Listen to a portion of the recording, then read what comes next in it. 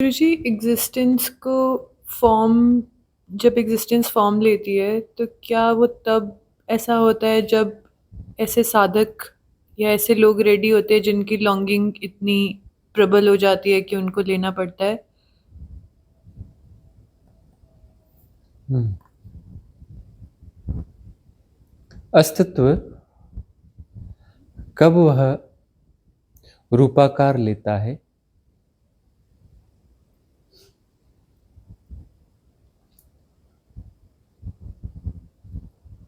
वह रूपाकार जिसे सद्गुरु कहते हैं।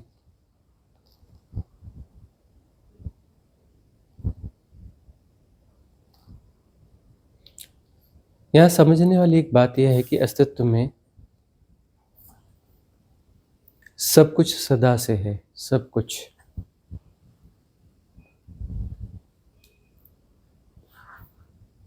अपने अपनी एरा के तल के हिसाब से सद्गुरु भी हैं, साधक भी हैं, सामान्य जन भी हैं।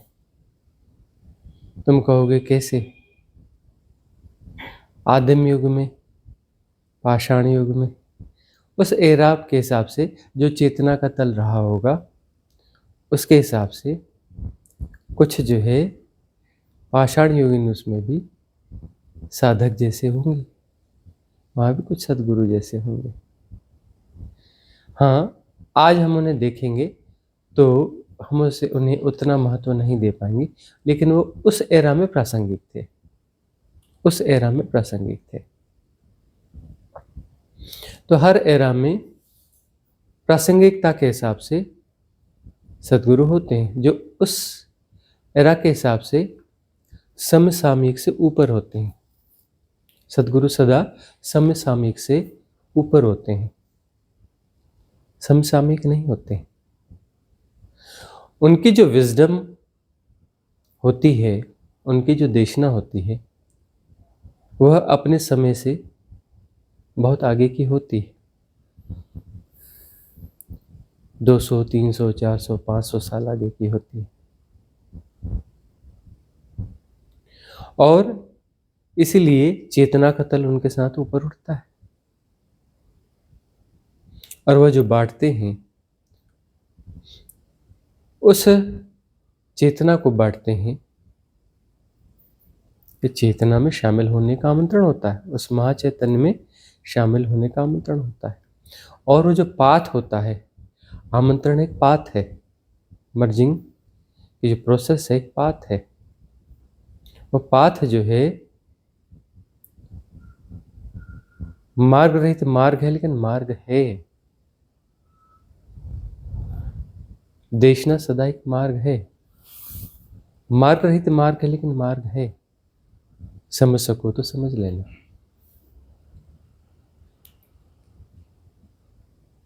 उससे फर्क यह होता है कि जीवन जीने के ढंग में बदलाव आते हैं, सोचने के ढंग में बदलाव आते हैं। जीवन के हर तल पर परिवर्तन होता है उनके साथ। पूरी धरती की चेतना का तल ऊपर उठता है उनके साथ। वह जो देशना दे रहे होते हैं वह भले ही कुछ लोगों के साथ दे रहे हों, लेकिन चेतना, जिस देशना में वह चेतना समोकर फैला रहे होते हैं, वह चेतना फैलती है। जो वहाँ मौजूद हैं उनमें भी और जो गैर मौजूद हैं उनमें भी। जो मौजूद हैं उनमें ज़्यादा फैलती है और जो मौजूद हैं उनकी पात्रता का विकास हुआ रहता है। लॉन्गिंग कोई भी ठीक से देखो तो यह पात्रता पर आधारित मामला है कि उसकी पात्रता कितनी है। सद्गुरु हुआ है तो पहले वह भी तो सेपरेशन था, उसकी पात्रता ज़्यादा रही होगी। और सेपरेशन विड्रा हुआ तो उसके बाद मुक्त हुआ, मुक्त हुआ लेकिन सद्गुरु भी हो गया। सद्गुरु इसलिए हो गया क्योंकि पीछे और भी लोग हैं जिनकी पात्रताएं हैं या उनकी पात्रता विकसित होनी है, या ऐसे लोग जन्मने हैं जिनकी पात्रता का विकास होगा। आयोजन पहले से होगा ना, आयोजन पहले से होगा। कोई सद्गुरु घट रहा है तो उसके साथ में शिष्य भी घट रहा है, लेकिन बात यहाँ खत्म नहीं होती। गोल्डन एरा में तो विशेष तौर पे बहुत सारी चेतनाएं अभी और आनी हैं, उनके जन्म होने, बहुत सारी सोल्स ऐसी आनी हैं जिनका पुण्य बहुत ज़्यादा है, साधना काफ़ी है, पात्रता है, और उन्हें दिया जाना चाहिए, उनकी पात्रता को भरा जाना चाहिए। पात्रता को भरा ही जाता है, अस्तित्व का यह नियम है, कॉस्मिक विजडम है रेशे रेशे में, कि जो भी जहाँ पात्रता है उसे तुरंत भर दिया जाता है। जैसे जैसे पात्रता का विकास होता है वैसे वैसे पात्र को भरा भी जाता है।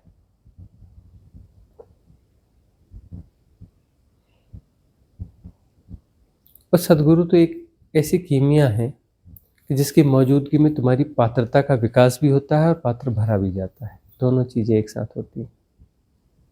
उनके सानिध्य में सिर्फ तुम्हें सानिध्य में होना चाहिए, उनकी देशना के भीतर होना चाहिए, देशना को जीना चाहिए, उस देशना को भीतर उतरने देना चाहिए। जियोगे तो अपने आप, तो उससे तुम्हारी पात्रता का विकास भी होता है और पात्रता को भर भी दिया जाता है।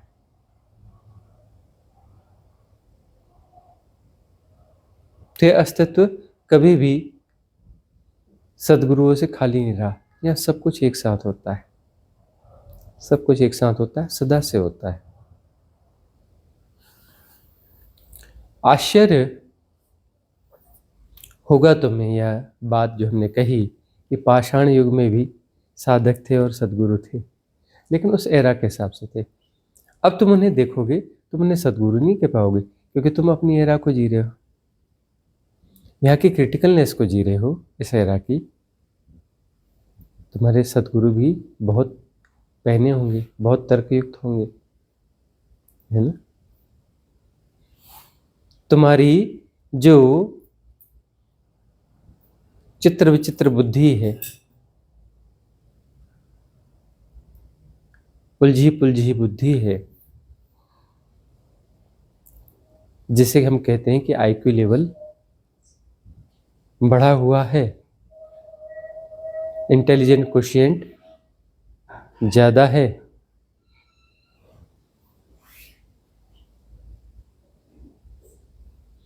उसके लिए जो व्यवस्था आएगी वह व्यवस्था भी उतनी तगड़ी ही होगी ना।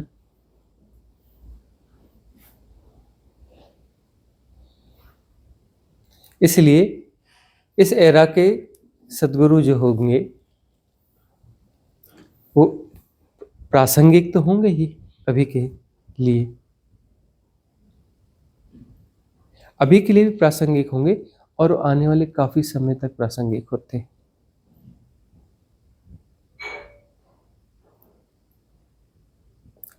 वो हजार दो हजार साल तक प्रासंगिक होते हैं, 3,000 साल तक प्रासंगिक होते हैं,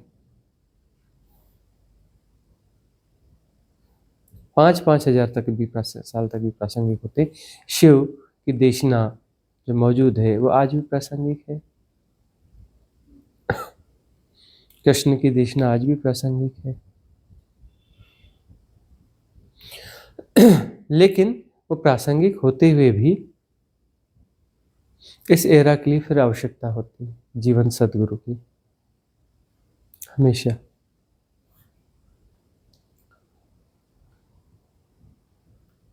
क्योंकि यह चक्र ऐसा है, पूरा चक्र देखोगे उसमें हर स्टेज के लोग मिलेंगे, हर स्टेज के लोग मिलेंगे, तभी ये खेल पूरा चल पाता है।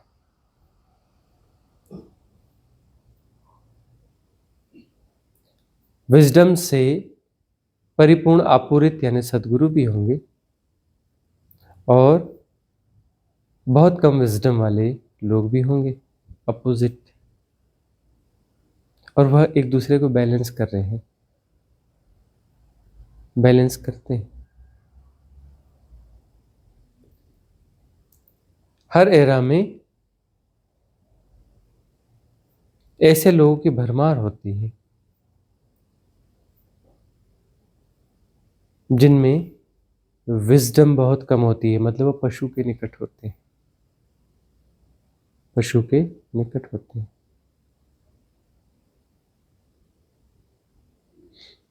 और उन्हें बैलेंस करने के लिए बुद्ध पुरुष होते हैं, सद्गुरु होते हैं, उन्हें बैलेंस करने के लिए। धन की जैसी व्यवस्था है, जो सिस्टम है, कुछ कुछ वैसा है कि बहुत सारे गरीब हैं तो कोई महाधनी भी होगा, कोई महाधनी है तो बहुत सारे गरीब भी होंगे। थोड़ा अटपटा लगता है लेकिन ऐसा होता है। तुम साम्यवाद लाओ, कुछ भी करो, पूंजीवाद ही रहेगा, साम्यवाद हो नहीं सकता। कुछ लोगों की क्षमता होगी, वो साधारण व्यक्ति से महाधनी हो जाएंगे, धीरूभाई अंबानी हो जाएंगे, साधारण से।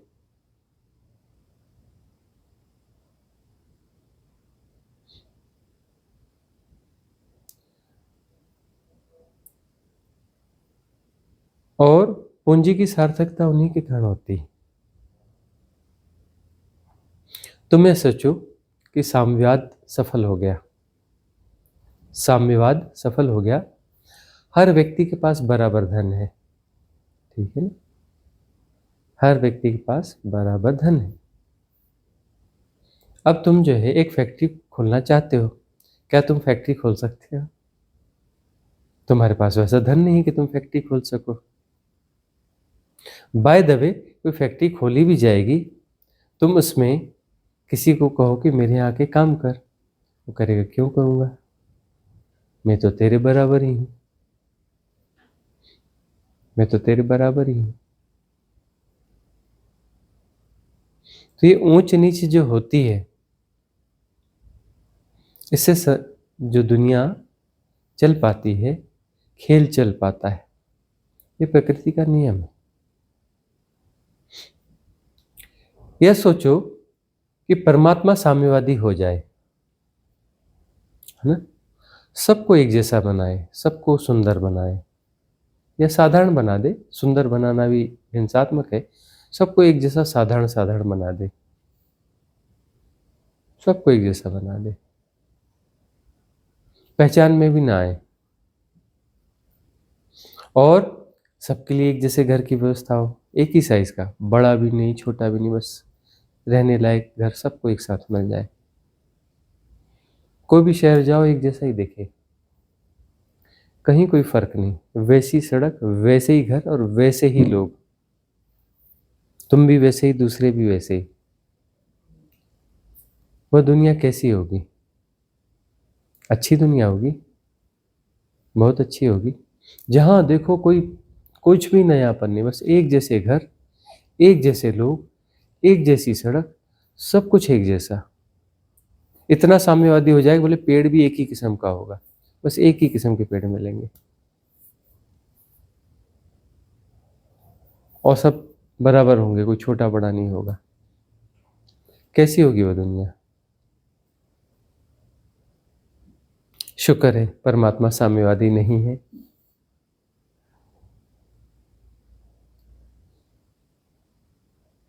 तो विविधता,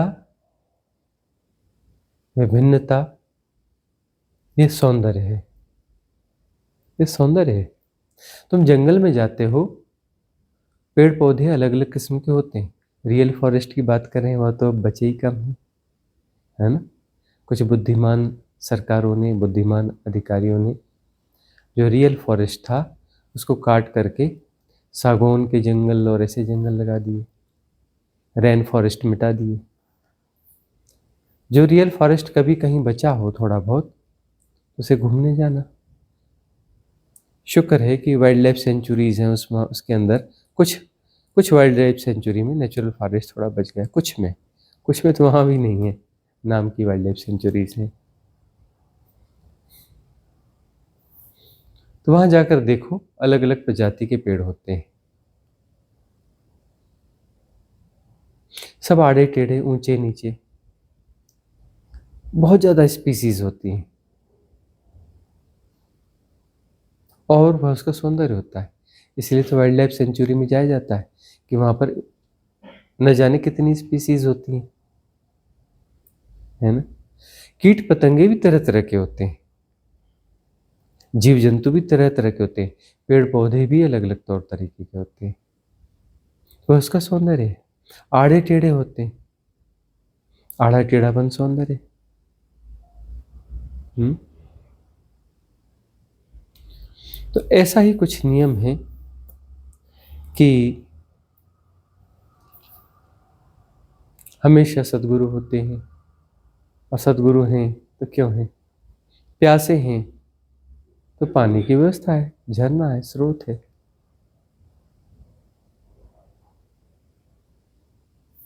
हमेशा साधक होते हैं, हर कैटेगरी के साधक होते हैं, हर कैटेगरी के गुरु और सद्गुरु होते हैं, एक दूसरे को बैलेंस कर रहे होते हैं। रिदम बनती है, लेने वाला और देने वाला दोनों होने चाहिए ना, तब तो रिदम बनती है।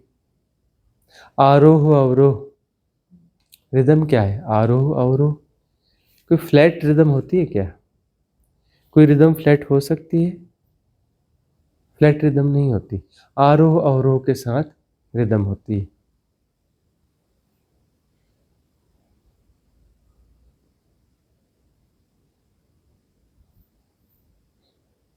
पात्रता का विकास, अलग अलग पात्रता के लोग रहते हैं। जो कुछ मनुष्य ऐसे होते हैं जो पशु योनि के बहुत निकट होते हैं, कुछ ऐसे होते हैं जो पशु योनि से थोड़े दूर रहते हैं, कुछ ऐसे जो पशु योनि से और ज़्यादा ऊपर, कोई और ऊपर और ऊपर और ऊपर, कुछ ऐसे होते हैं कि वो जो मिड लाइन है मनुष्य की, उसको क्रॉस करके वो परमात्मा के निकट होते हैं। पशु योनि से बहुत दूर, परमात्मा से कम दूर।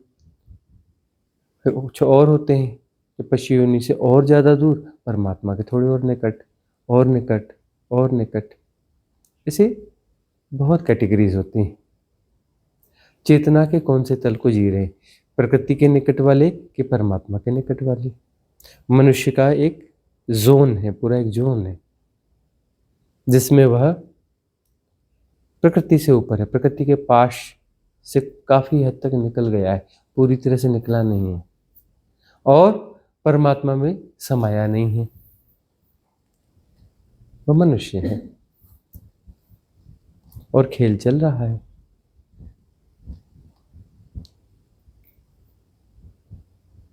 तो इस खेल में तुम्हारी पात्रता कैसी है और तुम्हारा दांव कैसा है, इसमें फ्री विल भी है।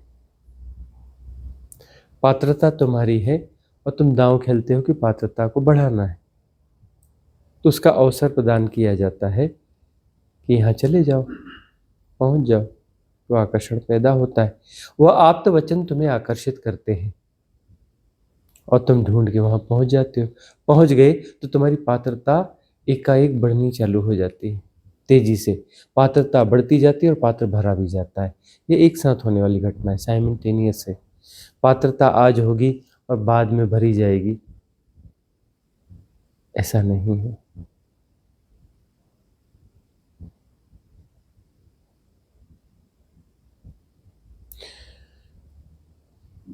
प्रकृति के सानिध्य में भी तुम रहते हो, एकांत में वास करते हो, वहां भी कुछ न कुछ पात्रता विकसित होती है, धीमी गति से होती, वहां भी पात्र भरा जाता है। लेकिन सतगुरु के सानिध्य में कुछ ऐसा घटता है कि बहुत तेजी से पात्रता विकसित होती है और साथ में भर भी दी जाती है, बहुत तेजी से होता है। इसलिए तो तुम जैसे आते हो वैसे लौट के नहीं जा सकते, परिवर्तन हो जाता है तुम्हारे जीवन में।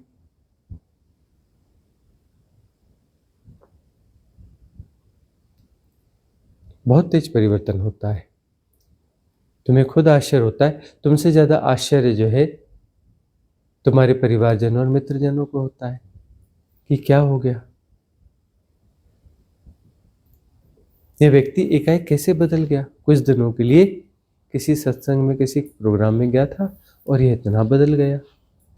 और वो बदलाहट लगातार होती रहती है, उन्हें किसी चमत्कार से कम मालूम नहीं होता है, क्योंकि वो बदलाहट को देख पाते हैं। वो पहले वाले तुम्हें और अब वाले तुम्हें जानते हैं। तुम भी अपने भीतर की बदलाहट को महसूस करते हो, लेकिन उतनी नहीं महसूस कर सकते जितना कि दूसरा महसूस करता है तुम्हारे बारे में। हाँ, वो उसके इंटरप्रिटेशन थोड़े अलग हो सकते हैं। वह ये बोल सकता है तुम भटक रहे हो, तुम गड़बड़ हो रहे हो, तुम ऐसे हो रहे हो, वैसे हो रहे हो, लेकिन वह यह इंडिकेट करता है कि तुम बदल रहे हो। तुम जो है अपने भीतर अपने आप को जानते हो कि तुम राइट पाथ पर हो, ग्रो हो रहे हो। दूसरा गलत तरीके से इंटरप्रेट करेगा कि जो है तुम भटक रहे हो या गड़बड़ा रहे हो या ऐसा कुछ, लेकिन बदल रहे हो, बदल रहे हो, यह कहेगा वह महसूस करेगा और बताएगा कि तुम बदल रहे हो।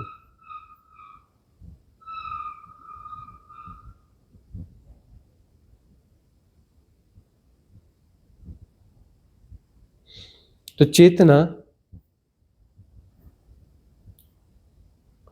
पूंजीवाद की तरह है, लेकिन एक फर्क है। पूंजीपति फैक्ट्री लगाता है, दूसरों को रोजगार देता है, अपने धन को बढ़ाता है, लेकिन धन उसे नीचे से ही लाना पड़ता है, ऊपर से धन नहीं आता है।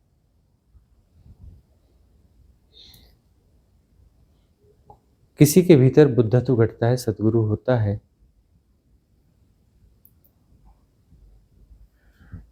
उसकी चेतना का विकास हुआ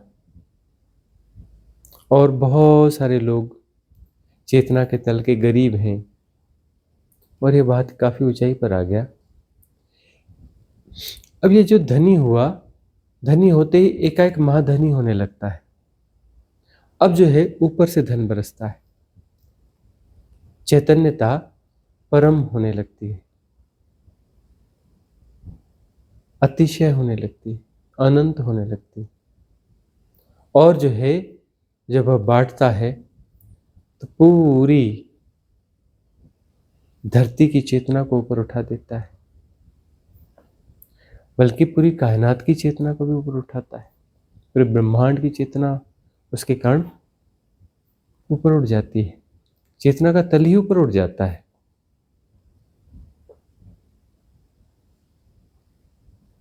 क्योंकि उसके ऊपर परम धन बरस रहा है, तो पूरी समृद्धि बांट देगा। उसके साथ में पूरी कायनात समृद्ध होती है, पूरी कायनात समृद्ध होती है।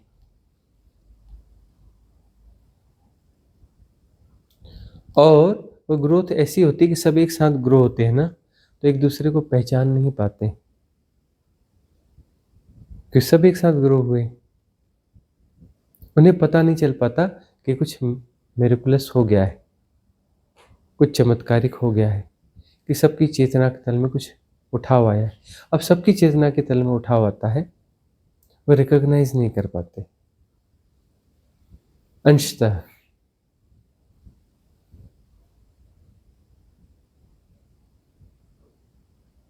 कोई पत्र प्रश्न है इससे जुड़ा हुआ? पात्रता का मतलब ये है कि वो खालीपन या चेतना उसमें कितनी बड़ी है। क्या है कि यदि तुम भरे हुए हो, गार्बेज से भरे हुए हो, पात्र है तुम्हारे पास, पात्र यानी कंटेनर, वो तुम्हारे पास है, बर्तन है तुम्हारे पास, और वो भरा हुआ है कूड़े कबाड़े से, प्रकृति के कूड़े कबाड़े से, प्रकृति की चीजों से भरा हुआ है, तो उसमें परम नहीं आ सकता। तो प्रकृति के पास वो यदि साफ हो जाते हैं कूड़ा कबाड़ा साफ हो जाता है। तुमने जो गार्बेज उसमें भर रखे हैं, तुमने जो धारणाएं पाल रखी हैं, चाहे वो स्पिरिचुअल गार्बेज हो, चाहे वो सोशल गार्बेज हो, जो कुछ भी हो, तो सोशल और पॉलिटिकल गार्बेज भी होता है, तुम उसे बड़ा सहेज के रखते हो, बड़े मूल्यवान वस्तु की तरह, बड़ा मूल्यवान होता है। बहुत सारे लोगों के लिए देखो, राजनीतिक बातें करते हुए उनका रस देखना, इतना रस होता है, वह उनके लिए बहुत मूल्यवान होता है, बहुत ज्यादा मूल्यवान होता है। हम ये नहीं कहते कि समसामयिक नहीं होना चाहिए, राजनीति का प्रभाव है तो राजनीति की कुछ बातें तो होंगी, लेकिन वो इतने ग्रसित होते हैं कि राजनीतिक जो बातें रहती हैं वो व्यवहारिक सत्य नहीं, पारमार्थिक सत्य की तरह होती हैं, उनके लिए वैसा ही जी रहे होते हैं। तो यदि तुमने उसे पारमार्थिक सत्य की तरह जिया तो तुम्हारे पात्र में वह स्पेस ले लेगा, जगह घेर लेगा। तुम सामाजिक नैतिक नियमों को भी बहुत ज्यादा मूल्य देते हो, इतना मूल्य देते हो कि व्यवहारिक सत्य नहीं हो, पारमार्थिक सत्य हो गया, उतना ही तुम मूल्य देते हो, तो तुम्हारे पात्र में वह स्पेस घेर लेगा, जगह घेर लेगा। अब तुम्हारे पात्र में ये सारी चीजें भरी हुई हैं, अब उसमें परम चेतना उतरना चाहे तो जितनी थोड़ी बहुत जगह होगी उतने में ही उतर पाएगा, पूरे में नहीं जा सकता, क्योंकि पहले वो भरा हुआ है। इसलिए क्लेंजिंग की बात की जाती है कि उसे निकाल के फेंको। राजनीतिक जो भी धारणाएं हैं जो तुम्हें मूल्यवान प्रतीत होती हैं, सम्यक समझ साधना से पता चलेगा कि इनका पारमार्थिक मूल्य नहीं है, व्यवहारिक जगत का मूल्य होगा, और वह इस पात्र में रखने योग्य नहीं है। इस परम पात्र में जो सत्य के लिए बना हुआ है, उसमें यह चीजें रखने के लिए नहीं है। राजनीतिक और सामाजिक मूल्य यह उसमें रखने जैसे नहीं है। और आध्यात्म के नाम पर बटोरा हुआ कचरा वह उसमें रखने योग्य नहीं, वह आध्यात्म नहीं है। और सब तुम साफ कर देते हो, तब वहां पर जो है परम तत्व उतरता है, चैतन्यता उतरती है। उस चैतन्यता के साथ तुम विकसित होते हो, तुम विकसित होते हो, और विकसित होने का अर्थ होता है कि तुम विगलित होते हो। तुम जितने विगलित होते हो वह तुम्हारा विकास है, उलटबासी है यह। तुम जितने विगलित होते हो उतना तुम्हारा विकास है। जिस दिन तुम नहीं हो जाते हो उस दिन तुम परम हो जाते हो, है ना।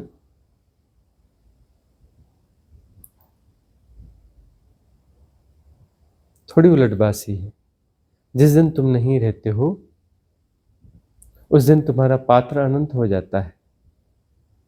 तुम्हारा गलना पात्रता का विकास है। तुम जितने ठोस हो उतना पात्र छोटा है। ठोस तुम कैसे होते हो? इन धारणाओं के कारण फैल नहीं पाते हो। धारणाएं तुम्हारे पात्र को छोटा कर देती हैं।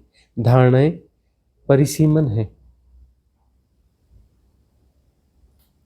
धारणाएं सीमा बनाती हैं कि यही सत्य है, इसके बाहर नहीं, ऐसा ही होना चाहिए। आग्रहपूर्ण होती सारी धारणाओं में आग्रह का समावेश होता है। आग्रह माने छोटा गोला, जितना ज्यादा आग्रह उतना छोटा दायरा, उतना छोटा गोला, उतना छोटा सर्कल। उसमें जो है तुम कुछ इन्फ्लुएंस को घुमा रहे होते हो और उसे सत्य निरूपित कर रहे होते हो।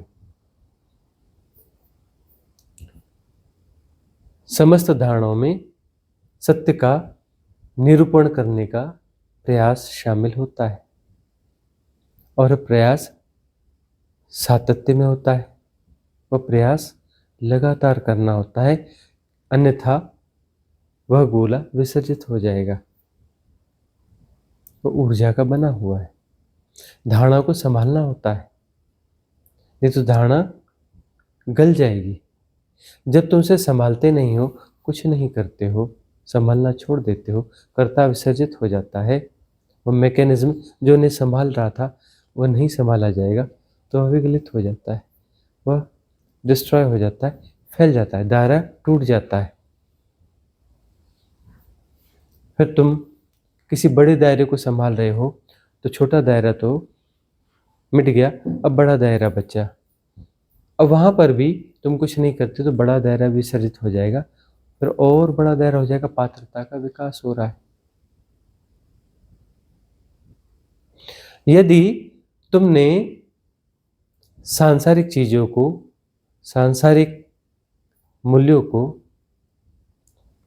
सत्य की जगह स्थापित किया तो तुम सघन हो जाओगे, तुम्हारी पात्रता छोटी हो जाएगी। यदि तुमने व्यवहारिक सत्यों को मूल्य देना बंद किया, उनकी फीडिंग बंद कर दी, यदि मूल्यवान है तो फीडिंग करना पड़ेगा ना। यदि कोई धारणा मूल्यवान लगती है तो उन्हें संभालना पड़ेगा ना। यदि खजाना है तो ताले चाबी में रखना पड़ेगा, संभालना पड़ेगा, मजबूत दीवारें बनानी पड़ेंगी, मूल्यवान है। अब समझ जागती है और पता चलता है कि मूल्यवान नहीं है, उसे संभालने की जरूरत नहीं है, उदाहरण परिपूर्ण नहीं होते हैं, तो वह जो है गलने लगता है। जो कूड़ा है अपने आप बिखर जाएगा। क्यों बिखर जाएगा? क्योंकि फॉर्म ऑफ एनर्जी है। तुम इसे संभाल रहे थे, उस स्ट्रक्चर को क्रिएट कर रहे थे, अब क्रिएट करना बंद किए कर दिया, वो कचरा अपने आप साफ हो जाता है, मतलब फॉर्म विड्रॉ हो जाता है। वो फॉर्म विड्रॉ होता है तो आकाश तत्व तो बढ़ता है। आकाश तत्व का बढ़ना पात्रता का विकास है। तुम जितने खाली होते हो उतने आकाश तत्व से भर जाते हो, उतने आकाश तत्व से भर जाते हो। आकाश तत्व का विकास है, वही एक विकास है। एक स्थिति ऐसी आती है कि आकाश तत्व अपरिमित हो जाता है, किसी परिसीमन में आता नहीं है, अनंत हो जाता है। कोई भी धारणा नहीं है जो बाउंड्री क्रिएट करे, जो आकाश का टुकड़ा बनाए। आकाश का परम सौंदर्य जो है टुकड़ों में नहीं है, उसकी परिपूर्णता में, उसकी परिपूर्णता अनंतता है।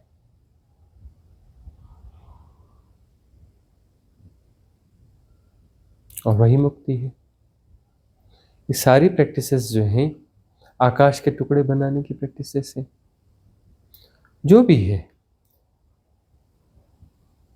व्यवहारिक सत्यों में, जहां तुम पारमार्थिक मूल्यों का नियोजन करते हो, तुम आकाश को बांधने की कोशिश कर रहे हो और तुम पैदा होते हो भ्रांत सत्ता के रूप में और वास्तविक सत्ता के रूप में मरते हो। और जैसे यह विसर्जित होता है, आकाश का टुकड़ा विसर्जित होता है, अर्थात विसर्जन का अर्थ होता है विस्तार होना, तो तुम मरते हो और आकाश समृद्ध होता है। तुम यानी इल्यूजनरी बीइंग की तरह भ्रांत सत्ता के रूप में मरते हो और वास्तविक सत्ता के रूप में विस्तारित होते हो। सारा विस्तार वास्तविक सत्ता का विस्तार है, और सारा जो संकुचन है, सारा संकुचन भ्रांत सत्ता का विकास है।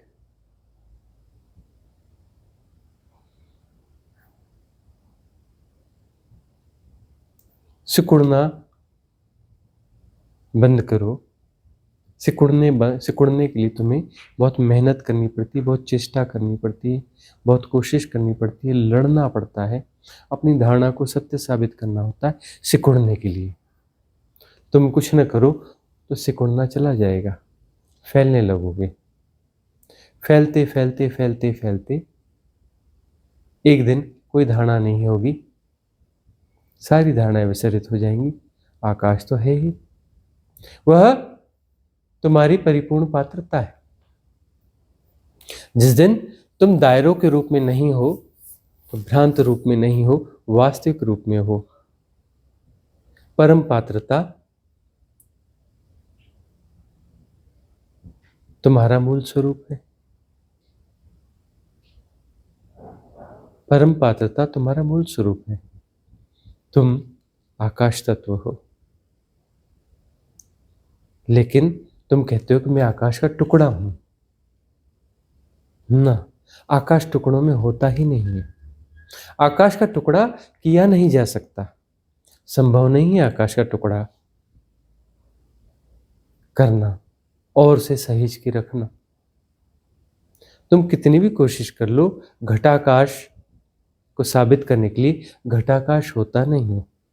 हाँ, भ्रांति होती है घटाकाश की, लेकिन घटाकाश होता नहीं है।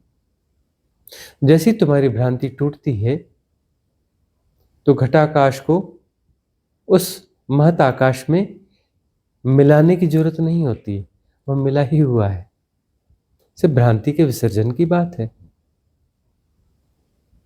घटाकाश और महाकाश एक ही है, दो आकाश नहीं है।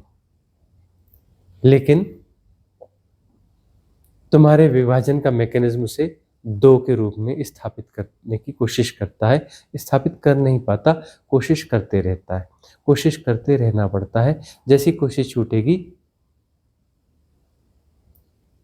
साबित हो जाएगा कि तुम इस पर स्थापित कर ही नहीं पाए, वो स्थापित होता ही नहीं है।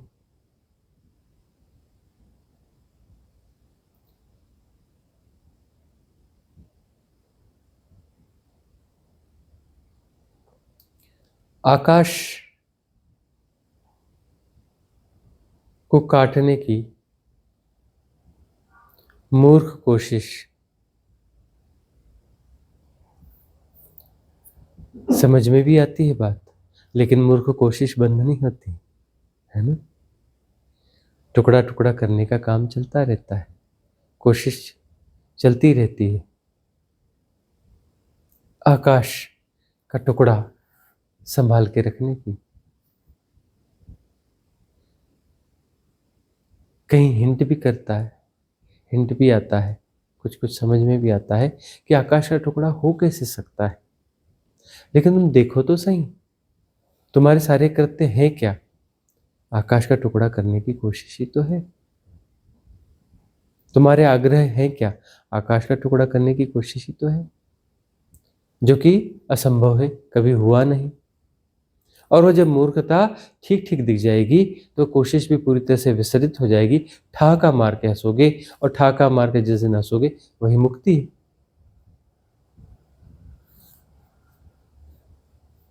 ठीक से समझ में आएगा तो जोर से ठाका मार के हंसोगे, और ठीक से समझ में आया तो फिर दोबारा आकाश का टुकड़ा करने की कोशिश, कोई मैकेनिज्म तुम्हारे भीतर काम नहीं करेगा। काम कर रहा है मतलब ठीक से समझ में नहीं आया, बात अधूरी रह गई, समझ अभी कम है, समझ परिपूर्ण नहीं है। समझ परिपूर्ण नहीं होगी तभी तो फिर से कोशिश करोगी कि शायद फिर से कोशिश करें आकाश का टुकड़ा हो जाए, है ना। कहने वाले तो कहते हैं, कौन कहता है आकाश में सुराख नहीं होता। एक पत्थर तो तबीयत से उछालो यार, है ना। पत्थर उछाल करके आकाश में सुराख कर देते हैं करने वाले। समझने वाले समझते हैं तुम एक नहीं 1000 पत्थर उड़ाओ, फेंको, कितनी भी तबीयत से उछालो, आकाश में सुराख ना हुआ है ना हो सकता है।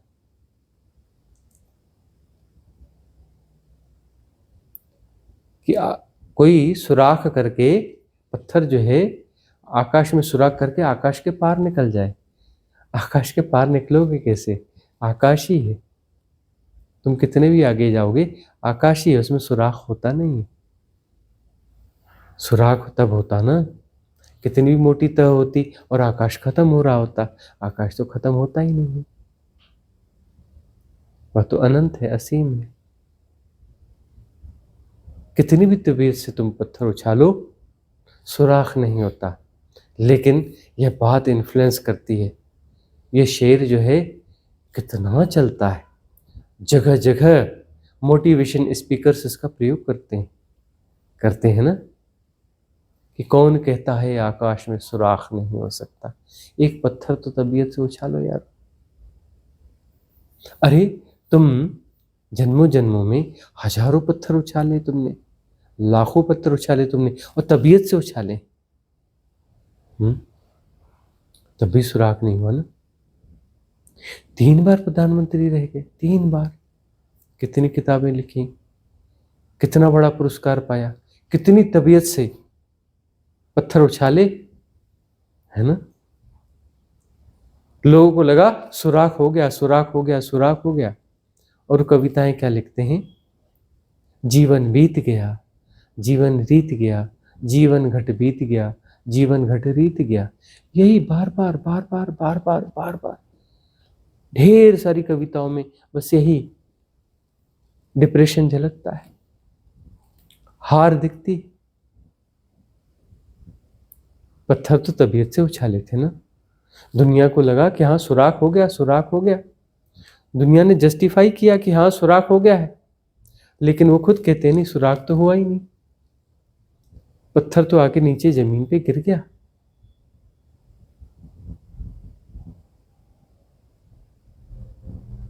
आकाश में सुराख नहीं होता। जिसने तबीयत से उछाला पत्थर, वो कहता है कि आकाश में सुराख नहीं हुआ, हो नहीं सकता, मैं हार गया। और दुनिया कहती है अरे वाह, नेता हो तो ऐसा, बात हो तो ऐसी, देखो इसने आकाश में सुराख कर दिया। मतलब ये भी अपना जीवन गंवाएंगे। ये कहते हैं आकाश में सुराख होता है, इन्फ्लुएंस हो गए हैं, इन्फ्लुएंस हो गए हैं, तो ये भी प्रधानमंत्री बनने की कोशिश करेंगे। प्रधानमंत्री बनने से आकाश में सुराख हो जाता है। लेकिन अब इन्हें कब पता चलेगा कि आकाश में सुराख नहीं होता, जब वो प्रधानमंत्री ना बन जाए। प्रधानमंत्री बनना आसान नहीं है। 150 करोड़ लोगों की आबादी है, जिसमें लगभग सभी चाहते हैं कि वो प्रधानमंत्री बने।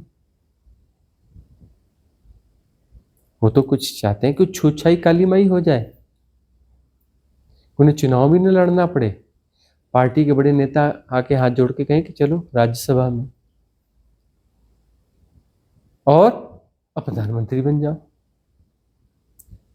है ना। वो कहते हैं कि नहीं नहीं, बने हैं कुछ लोग बगैर चुनाव लड़े प्रधानमंत्री बने और लंबे लंबे समय तक रहे। बहुत सारे लोग प्रधानमंत्री बन गए, बाद में चुनाव लड़ा, तो हम भी बन सकते हैं, है ना। उन्हें लगता है प्रधानमंत्री किसी प्रकार से बन जाएंगे तो आकाश में सुराख हो जाएगा। और जो प्रधानमंत्री बन जाते हैं कहते हैं बाद में कि सुराख तो हुआ ही नहीं, आकाश को फर्क ही नहीं पड़ा, बहुत तबीयत से उछाला था पत्थर, सुराख हुआ नहीं। कुछ लोग बहुत बड़े हो जाते हैं धन में, अकूत धन इकट्ठा कर लेते हैं, 7 पीढ़ियां मिलकर के दोनों हाथ से उलीचेंगी तो भी खर्च नहीं कर पाएंगी, खत्म नहीं कर पाएंगी।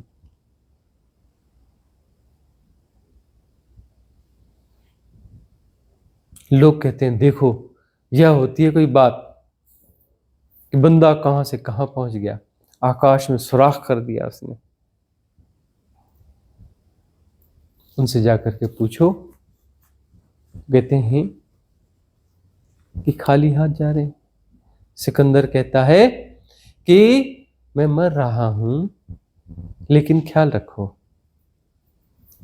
मेरी वसीयत का ख्याल रखो कि मेरा जो निकलेगा जनाजा, उसमें मेरे हाथ जो है, मेरी अर्थी में मेरे हाथ बाहर होने चाहिए, खुले होने चाहिए। देखने वालों को दिखना चाहिए मैं खाली हाथ जा रहा हूं, दुनिया का शहंशाह, बादशाह, सम्राट, खाली हाथ जा रहा हूं। कुछ होता नहीं सम्राट।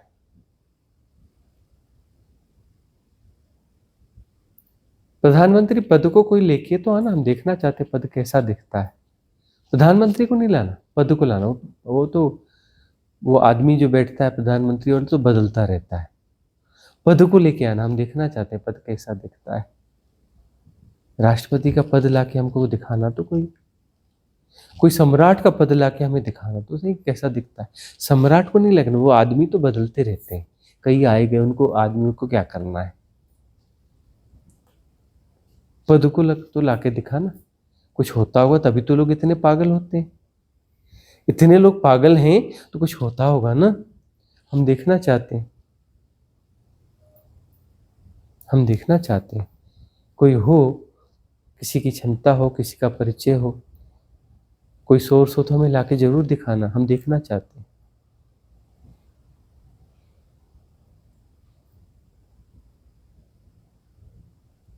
देखो कि तुम किस दौड़ में हो, भीतर में झांक के देखो।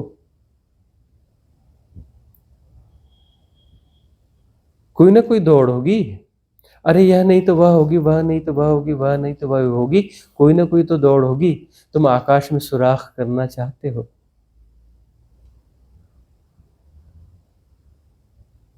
तुम उस सुराख से निकल के कहीं और जाना चाहते हो।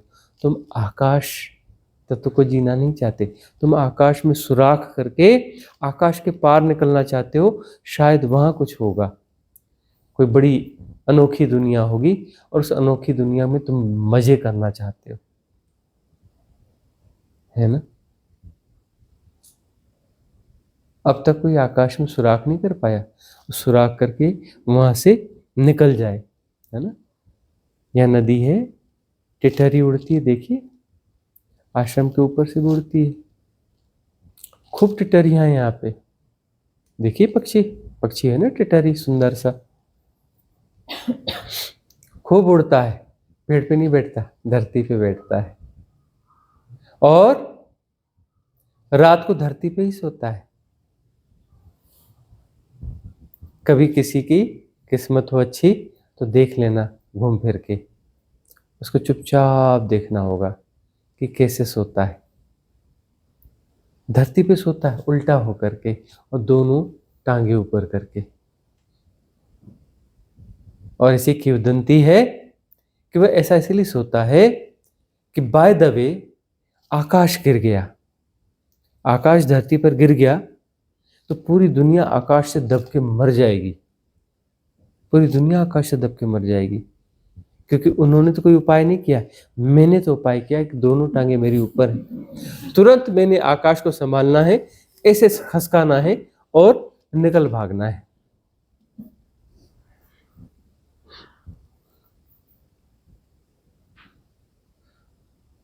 ऐसा ही कुछ है, तुम्हारे इंतजाम देख लो ना। तुम अपने जो सुरक्षा के इंतजाम करते हो, सारे इंतजामों को देखो, ऐसे ही इंतजाम है। तुम हंसते हो टिटहरी पर, तुम अपने भीतर देखना, तुम्हारे भीतर भी टिटहरी है। तुम भी अपने छोटे छोटे हाथों को आकाश में उठाए घूमते हो कि कभी यह गिरेगा, तो मैंने तो उसको ऐसे हटा के निकल भागना है।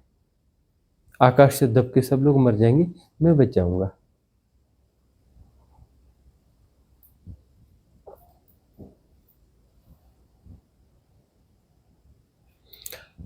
आकाश में सुराख करने की कोशिश जो है इन्फ्लुएंसर्स भी करते हैं, है ना। समझना थोड़ा मुश्किल होगा। मोटिवेटर्स भी करते हैं, इन्फ्लुएंसर्स भी करते हैं। उन्हें लगता है कि ऐसा ऐसा करके और हम प्रतिष्ठा को, एक बड़ी प्रतिष्ठा को पालेंगे तो आसमान में सुराख हो जाएगा।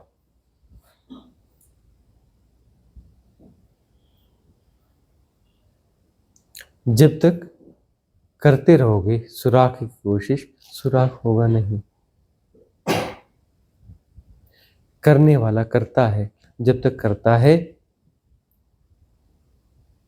तो तुम आकाश में रेखाएं खींचने की कोशिश कर रहे हो और खींच नहीं पाते हो। प्रतिष्ठा क्या है? आकाश में आकृति उकेरने की कोशिश है। आकाश में तुम कोई भी आकृति उकेरो, तुम जैसे ही रोकोगे वो आकृति गायब हो जाएगी। हम बार बार कहते हैं देखो ये क्या है, क्या है? गोला है ना, है ना गोला, आकृति है ना, है ना, सर्कल है ना, है ना। क्यों हैं? क्योंकि इसको लगातार निर्मित किया जा रहा है। जब तक निर्मित किया जा रहा है तब तक ये सर्कल है, गोला है। अब इसे निर्मित करना हमने बंद कर दिया। बताओ गोला कहाँ गया? कहाँ गया? महेश जी देखना, शायद नीचे गिरा होगा। ढूंढ लेना, काम आएगा, रख देना।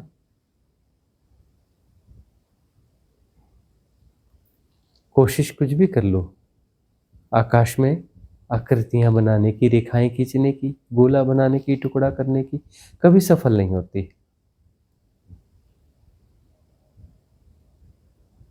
इस गोल चक्कर में तुम उलझे रह जाते हो, घन चक्कर बन जाते हो, आकाश में उड़ नहीं पाते।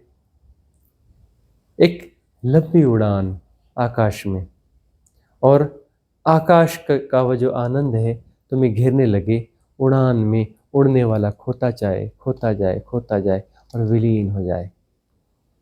जब आकाश में उड़ना आनंददायक है तो आकाश हो जाना कैसा होगा? उड़ने वाला पहले उड़ता है, साधना में उड़ान का अनुभव होता है, निर्भर होते, हल्के होते हो, जैसे उड़ रहे हो आकाश में। आकाश के विरोध में नहीं जाना, उसमें सुराख नहीं करना है, आकाश का आनंद लेना है। आकाश तत्व का तुम आनंद लेते हो, मतलब उसे मर्जिंग की कोशिश करते हो, तो तुम गलने लगते हो और आकाश तत्व बड़ा होने लगता है। एक दिन जब तुम नहीं होते हो तो आकाश ही होता है, और आकाश है सदा से, वो तुम्हारा मूल स्वरूप है, और तुम्हारा वास्तविक होना है। वह अनंत है, असीम है, देश काल के परे है, निर्गुण है, निराकार है। बात बन जाती है, और सारे आकार तुम्हारे होने के ढंग हैं। फिर इस क्षुद्र के प्ले में क्यों फंसे हो? प्ले तो ठीक है, तुम क्षुद्र के प्ले में फंसे हो, तो क्षुद्र के प्ले में नहीं फंसोगे तो सारे प्ले तुम्हारे हैं। और सारे प्ले हैं ही नहीं, एक ही प्ले है। ये तो क्षुद्रता से देखते हैं ना हम, छोटी सी काया से, कि हाँ यह अलग प्ले चल रहा है, यह अलग प्ले चल रहा है, यह अलग प्ले चल रहा है। बहुत सारे प्ले देखते हैं, है ना। क्षुद्रता से देखोगे तो क्षुद्रता की भाषा होगी ना, कि बहुत सारे प्ले हैं, अनंत प्ले हैं। अरे अनंत प्ले नहीं है, एक ही प्ले है, अलग अलग भासता है, प्ले एक ही है। क्षुद्रता से देखोगे तो उलझोगे।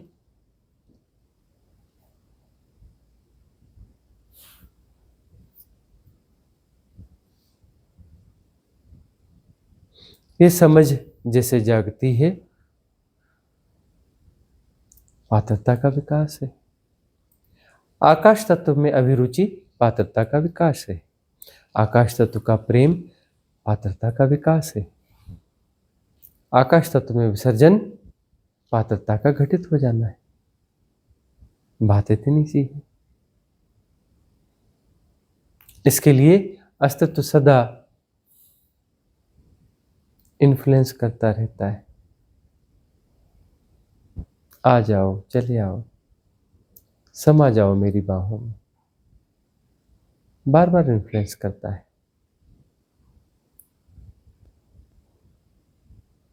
सतगुरु आकार में दिखता हुआ निराकार है, दिखता हुआ, होता नहीं आकार, निराकार है, वह प्रवेश द्वार है, और एक इन्फ्लुएंस है, एक गुदगुदाहट है। वह वाला इन्फ्लुएंस नहीं है, गार्बेज वाला। ये इन्फ्लुएंस एक गुदगुदाहट है,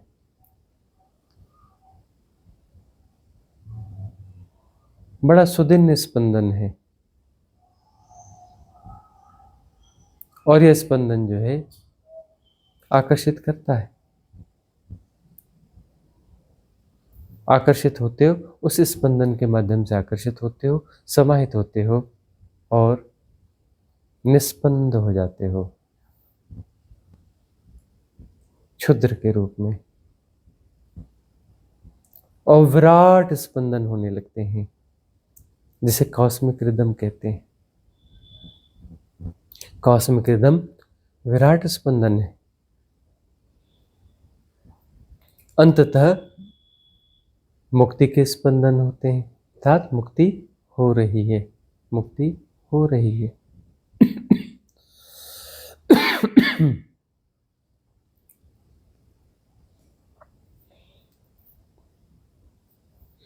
हाँ, अगला प्रश्न है। प्रणाम स्वामी जी। मेरा ये प्रश्न भी है और एहसास भी है कि जब मौन घटित होता है तब कई बातें एक साथ उठती है, जैसे सहस्त्रा में खूब सारा खिंचाव महसूस होना, उसी के साथ विकार भी दिखता है और उसी के साथ एक ग्लिम्स भी उठता है जो अच्छा भी लगता है। तो वो सब एक साथ होता है और देखा जा रहा होता है। तो ये सब क्या मैं के हिसाब से है, और मैं जब विसर्जित होगा तभी एक साथ वो सब विसर्जित होगा? यह जो भी घट रहा है समग्र एक साथ घट रहा है। समस्या और समाधान दोनों एक साथ घट रहे हैं। निवारण वही होता है जहां समस्या और समाधान एक साथ घटते हैं, तो वही निवारण है। आगे पीछे होता है तो निवारण नहीं होता। समस्या पहले आएगी, बाद में समाधान आएगा। वह समाधान समस्या को विसर्जित नहीं कर पाएगा। समस्या के भीतर समाधान होता है। सम्यक दृष्टि होनी चाहिए। इसलिए देशना सद्गुरु तुम्हें सम्यक दर्शन देता है। सिर्फ सम्यक दर्शन, सम्यक दर्शन की समझ देता है, ताकि तुम खुद देख सको समस्या को भी, समाधान को भी, और उसके बीच की पूरी प्रक्रिया को भी, कि समस्या कैसे जनित हो रही है, समाधान कहाँ है, और इसके बीच की प्रक्रिया क्या है। सब कुछ एक साथ होता है, और सब कुछ एक साथ ही है, अलग अलग नहीं है। अलग अलग करोगे कभी भी सफल नहीं होने वाले। अलग अलग कभी कोई समाधान घटित नहीं होता, एक साथ ही होता है। सब कुछ एक साथ है, अलग अलग कभी कुछ हुआ ही नहीं है। तुम यदि अपनी दृष्टि को ठीक कर लो, आंखें आंज लो, दृष्टि सम्यक हो जाए, तो समस्या को ठीक से देखते हो तो समस्या अपने पूरे परिप्रेक्ष्य में प्रकट होती है। उसके पूरे परिप्रेक्ष्य में समाधान भी निहित होता है, उसी में ही निहित होता है, अलग से नहीं होता।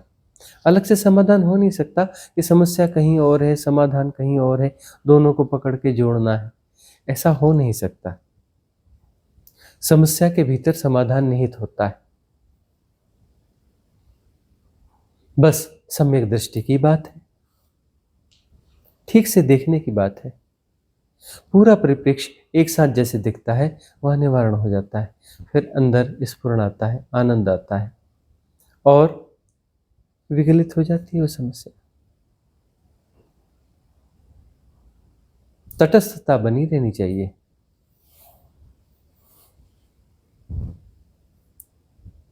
तटस्थता बनी हुई है तो निवारण होगा ही होगा। तटस्थता ना होगी तो सब कुछ एक साथ नहीं देख पाओगे, एक साथ देखना नहीं होगा, तो निवारण नहीं होने वाला है।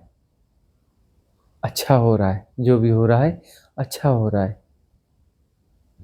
इसी दृष्टि की तो हम बात करें। पहले दृष्टिकोण थे कि समस्या देखी जा रही, वह भी ठीक से नहीं देखी जा रही है, उसका कोई एंगल दिख रहा है। फिर कोई कुछ और बोलता है, हाँ तो दूसरा एंगल दिखा, फिर तीसरा एंगल दिखा। टुकड़ों टुकड़ों में तुम समस्या को देख रहे हो, और समस्या टुकड़ों में होती नहीं है। ठीक से देखोगे तो पूरी समस्या एक साथ दिखेगी, उसके भीतर समाधान भी दिखेगा, और दोनों जब एक साथ देखे जाते हैं तो समस्या का निवारण हो जाता है। और जैसे ही समस्या का निवारण होता है, आकाश घटता है, आकाश घटता है।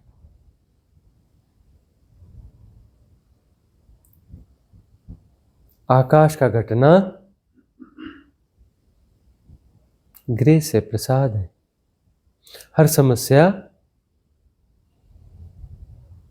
द्वार है, उस प्रसाद का द्वार है,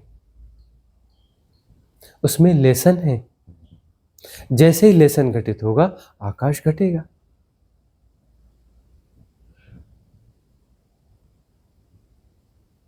समस्या उसमें लेसन छुपा है कि देखना सीखो, ठीक से देखना सीखो, यथाभूत जैसे का तैसा देखना सीखो, निर्मल दृष्टि से देखो। देखना हो रहा है, तुम धारणाओं को बीच में न लाओ, तुम बीच में ना आओ, देखना हो रहा है। तुम बीच में ना आओगे तो देखना होगा, पूरे परिप्रेक्ष्य में देखना होगा, समस्या का सिंहावलोकन होगा, परिपूर्णता से देखा जाएगा। देखना हो रहा है, उसी में समाधान समाहित है। और निवारण होगा, जैसे ही निवारण हुआ आकाश तत्व में डूब जाओगे, क्योंकि वहां पर आकाश ही है और कुछ नहीं है। आकाश तत्व में जैसे ही डूबोगे आनंद घटित होगा। सारी समस्याएं आकाश के ही तो घेर के बैठी हुई है ना, आकाश को घेर के बैठी है। उस निरभ्र आकाश को, उस अनंत आकाश को, उस शुभ्र आकाश को, उस दिव्य आकाश को जुड़ने नहीं दे रही हैं, विखंडन हो रहा है। जैसे ही समस्या का समाधान होता है वह दिव्य आकाश और तुम एक हो जाते हो, द्वैत खत्म हो जाता है, समस्या तोड़ देती है, विभाजित कर देती है। समस्या जैसी विगलित होती है, सम्यक दृष्टि से पता चलता है समस्या तो है ही नहीं, समाधान उसमें समाहित है।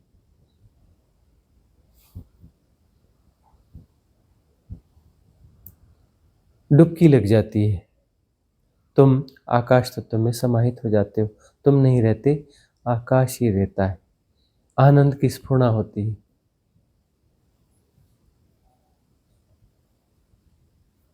तो सब लेसन्स हैं, सारे लेसन्स जो हैं तुम्हें वहीं ले जाते हैं, परम तत्व में।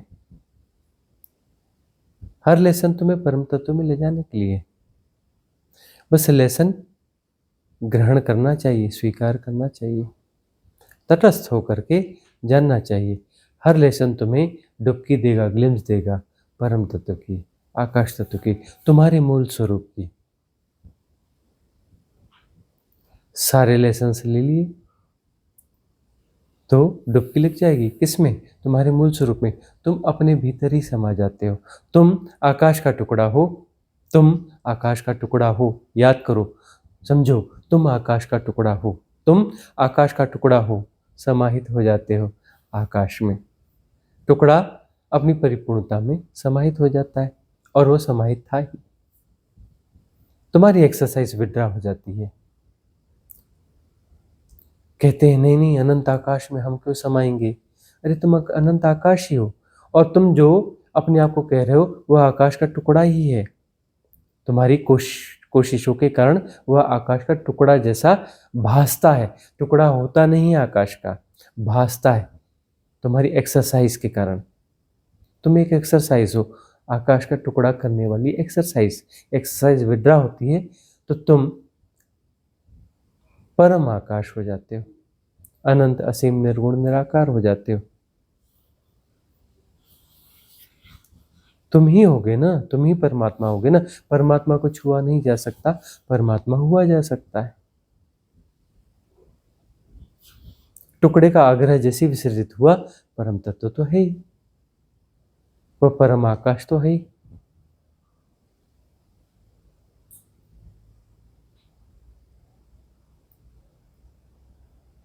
अगला प्रश्न एक आध कम्युनिटी से ले लें।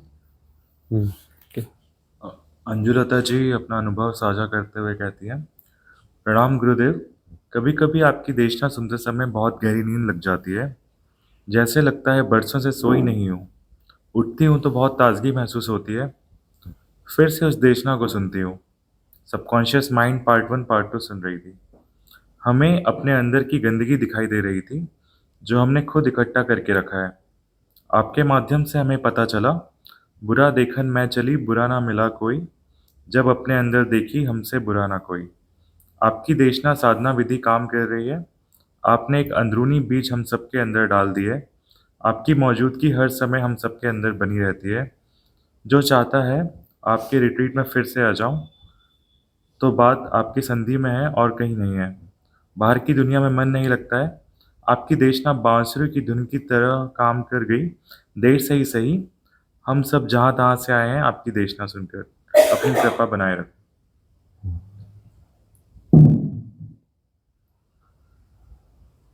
कृपा तो सदा बरस रही है। कृपा में कभी कमी हुई नहीं है। सवाल यह है, तुम ग्रहण करने के लिए तैयार हो या नहीं। फ्री विल तुम्हारे पास है। कृपा जबरदस्ती नहीं दी जाती, सिर्फ अब बरस रही होती है। तुम्हारा पात्र सीधा है या नहीं। तुम्हारा पात्र उल्टा है तो बरसती हुई कृपा चली जाएगी, आएगी नहीं। तुम्हारा पात्र सीधा है तो कृपा उसमें समाहित हो जाएगी। कृपा तो सदा बरस रही है।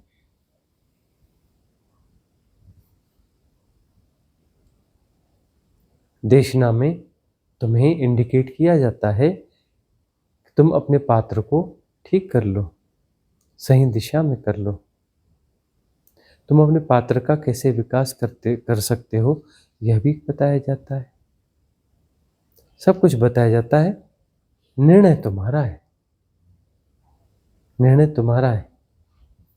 कृपा जबरदस्ती तुम्हें विकसित नहीं करती है, तुम्हें जबरदस्ती विकसित नहीं करती है। कृपा तुम तक आती है, तुम इसे स्वीकार करते हो तो तुम विकसित हो जाते हो। यदि जबरदस्ती कृपा होगी तो कृपा कहाँ हुई। जबरदस्ती बिल्कुल नहीं है इस अस्तित्व में। मर्जी तुम्हारी है, तुम चाहो पोस्टपोन करो, तुम कृपा को अस्वीकार कर सकते हो। जब तक चाहो तब तक अस्वीकार कर सकते हो। अस्तित्व की कृपा तो सदा बरसती रहती है। हमेशा धरा पर सद्गुरु होते हैं, हमेशा होते हैं। धरा कभी भी खाली नहीं रही सद्गुरुओं से, कभी भी खाली नहीं रही। और तुम्हारी पात्रता के हिसाब से, तुम्हारी अभिरुचि के हिसाब से जो सद्गुरु होते हैं, अस्तित्व तुम्हें मिला देता है, वह आयोजन कर देता है और उसके बाद छोड़ देता है। तुम्हारी मर्जी, तुम उनकी अंगुली पकड़ के कहाँ तक चलना चाहते हो। जब चाहो तुम अंगुली छोड़ करके यात्रा छोड़ दो। सद्गुरु तुम्हारा हाथ नहीं पकड़ता, अंगुली देता है। चाहो तो पकड़ो, चाहो तो ना पकड़ो। तुम्हारा हाथ नहीं पकड़ता सद्गुरु, किसी का भी हाथ नहीं पकड़ता, वह सिर्फ अंगुली देता है। तुम चाहो तो थाम लो और जब चाहो छोड़ देना, जब चाहो छोड़ देना। तुम्हारी फ्री विल का सम्मान होता है। तुम्हें और भटकना है, कोई दिक्कत नहीं है, कोई भी दिक्कत नहीं है। कृपा बरस रही होती है।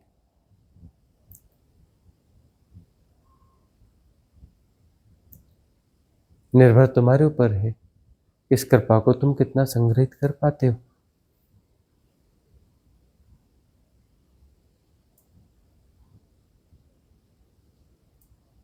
यह कृपा तुम्हारा मार्ग प्रशस्त करती है कि कैसे तुम भी ऐसे ही हो जाओ।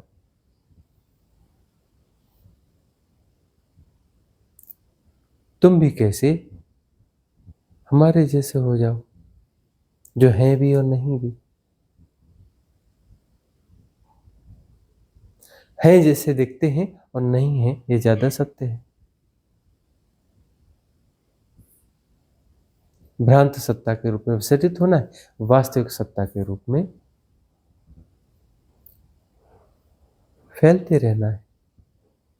परम मुक्ति हो रहा है, हो रहा है, सब एक साथ हो रहा है। भाषा में से कहते हैं, लेकिन सब हो रहा है, अपने आप में परिपूर्ण है।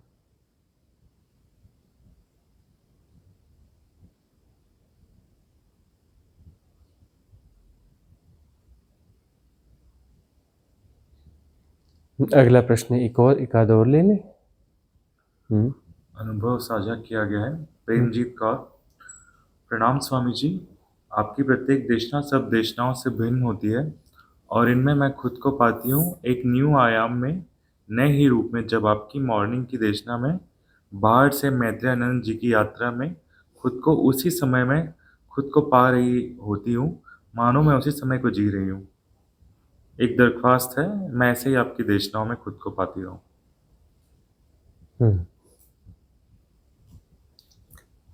इस देशना का यदि स्वीकार होता है, रेजोनेंस होता है, जो देशना तुम्हें लगेगा ये मेरी ही बात है,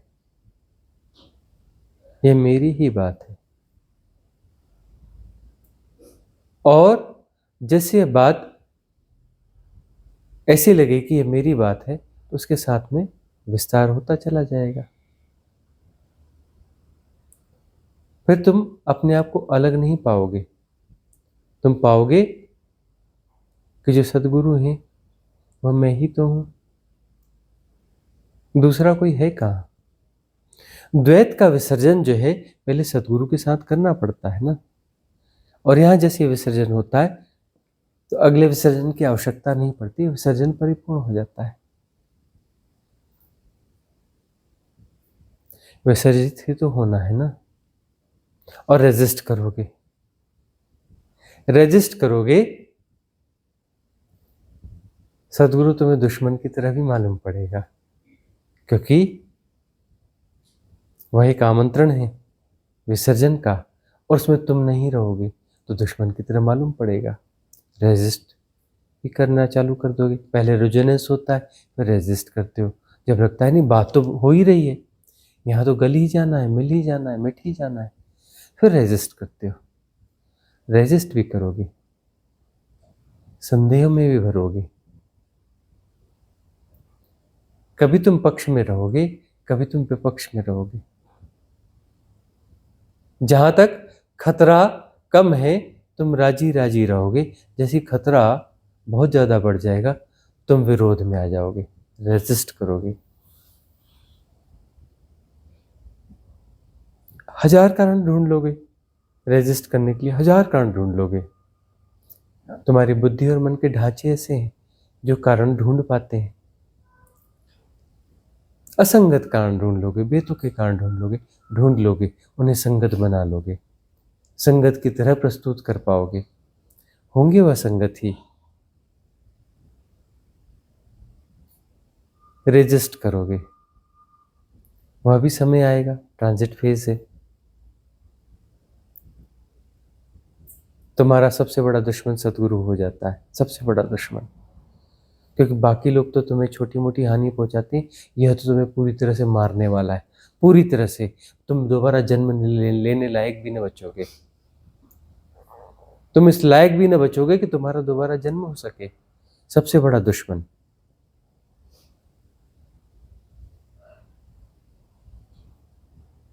रेजिस्ट करोगे। अभी ऐसा है, वह क्षण भी आएगा परमजीत।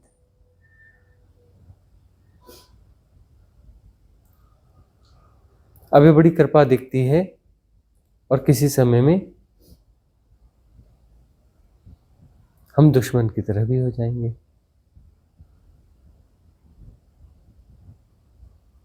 ऐसा होता है,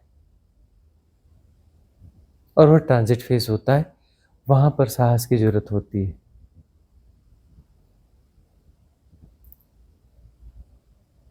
तुम जिसे दुश्मन मानते हो वही तुम्हें संभालेगा भी, वही संभालेगा।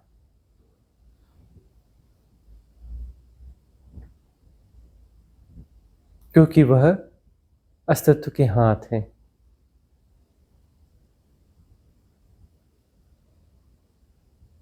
तुम्हें एक नाम रूप दिखता है दुश्मन की तरह, क्योंकि दुश्मन बनाने के लिए कोई साकार चाहिए, तो तुम्हें साकार की तरह दिखता है और दुश्मन दिखता है। उस ट्रांजिट फेज में जब तुम देख पाओगे कि वह साकार की तरह दिखता है निराकार, और तुम साहस बटोर पाते हो, तो तुम उसमें समा जाओगे, क्योंकि वह है ही नहीं, नाम रूप के रूप में दिखता है नहीं, वो एक द्वार है, सिर्फ एक द्वार है अनंतता का। अनंत तो तुम तभी होगे जब तुम नहीं रहोगे। आकाश के टुकड़े के रूप में न रहोगे तो अनंत आकाश हो जाओगे।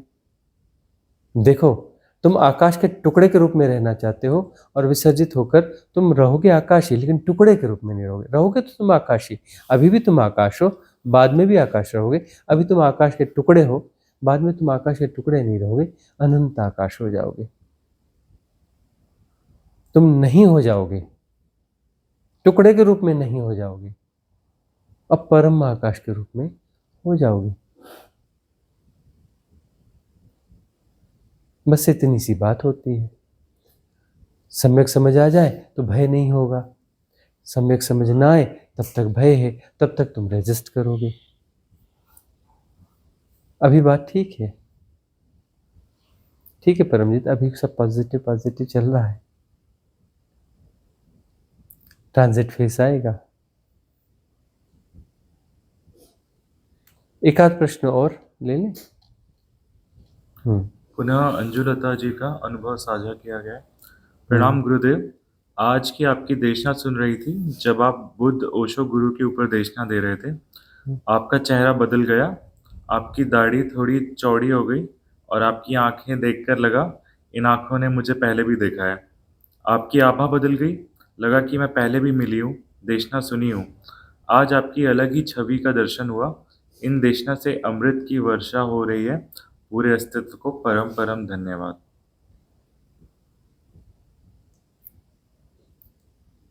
ग्रेटिट्यूड, देशना को भीतर उतरने दोगे तो ग्रेटिट्यूड पैदा होगा। ग्रेटिट्यूड पिघलने का तौर तरीका है, पिघलने का तौर तरीका है। इसमें तुम पिघलते हो, गलते हो। साधना के बाद धन्यवाद के भाव से भरते हैं, धन्यता से भरते हैं, ग्रेटिट्यूड से भरते हैं। वह पिघलने का तरीका है। उस समय ग्रेटिट्यूड शुद्ध भी होता है। साधना में उस विधि ने काम किया हुआ होता है,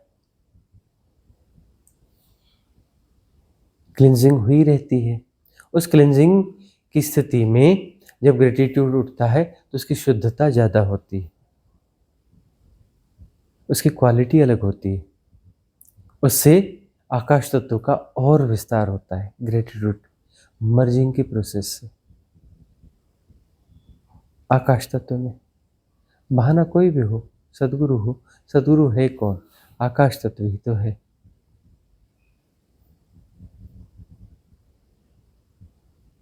आकाश तत्व ही तो है। एक बहाना है। उस ग्रेटिट्यूड के माध्यम से तुम अपने आकाश तत्व को विस्तार दे रहे हो।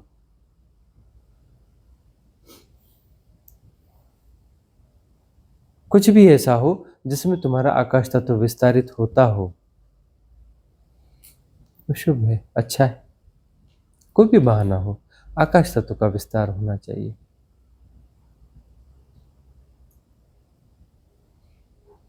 उद्गल के मोह से बाहर निकलो।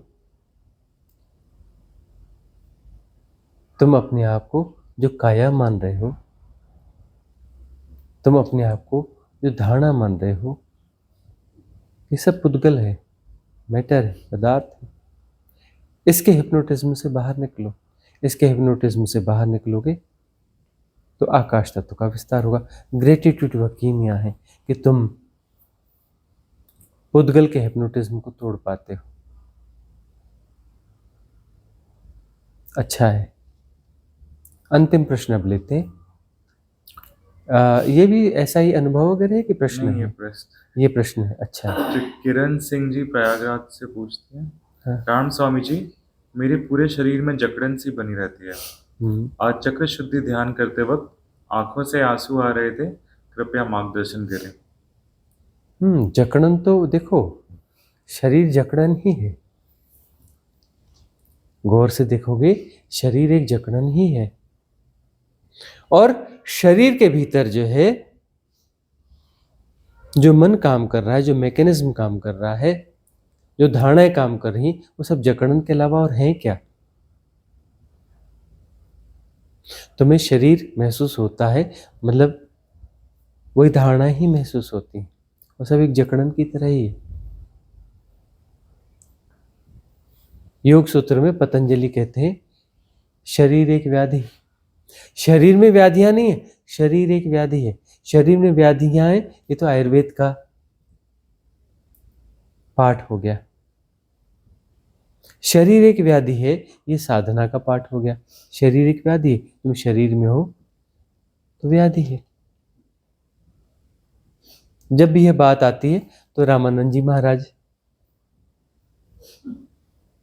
वो याद आ जाते हैं। ओमकारेश्वर के बगल में बैठे हैं ना, वहां का जो सबसे बड़ा आश्रम, रामानंद जी महाराज की साधना ज्यादातर यहाँ हुई। अमरकंटक भी वो आया करते थे, नर्मदा किनारे ही उन्होंने वास किया ज्यादातर। 24 घंटे में बस थोड़े से समय के लिए वो बोलते थे, 1 घंटा भी नहीं।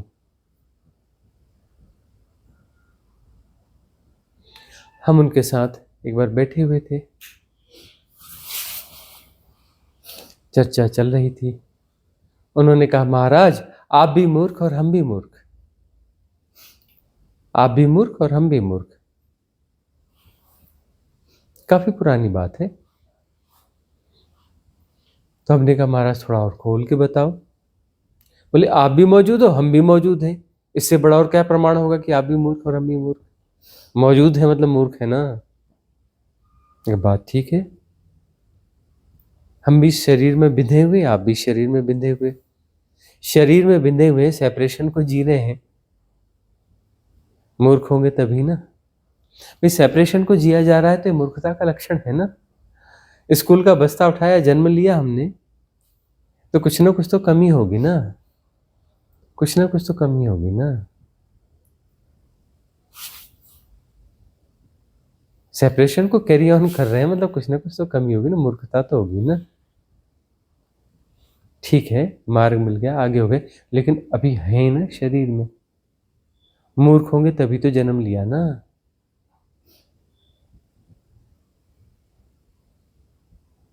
किसी भी तल पे सेपरेशन को जिया जा रहा है तो मूर्खता का लक्षण है। कोई भी शरीर धारण किया हो, इस देह, ये जो इस त्रिआयामी जगत की देह धारण करी हो, या उच्च लोक के देवता की देह धारण की हो, कहीं भी देह धारण करी है तो मूर्खता का लक्षण है ना। परम तत्व, परम आकाश को नहीं जी रहे हो ना, आकाश का टुकड़ा करके जी रहे हो ना। टुकड़े के साथ राजी हो ना, अनंत के साथ राजी नहीं हो ना, तो मूर्खता तो होगी ना।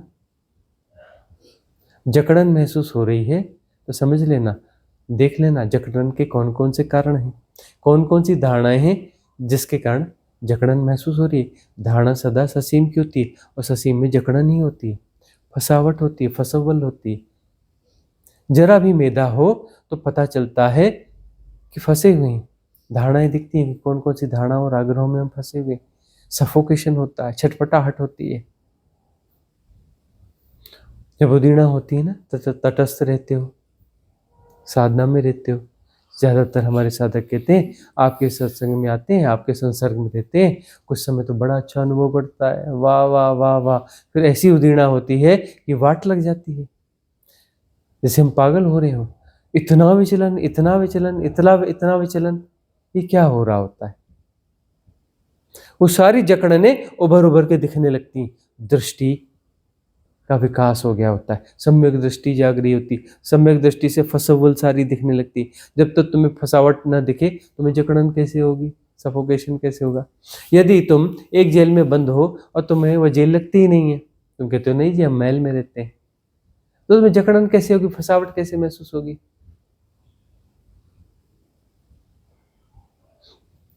ऐसे ही कुछ घटनाएं घटती हैं, तब हम देखते हैं कि कोई किसी कमरे में है और मजे से रह रहा है, उसे फसावट नहीं लग रही है।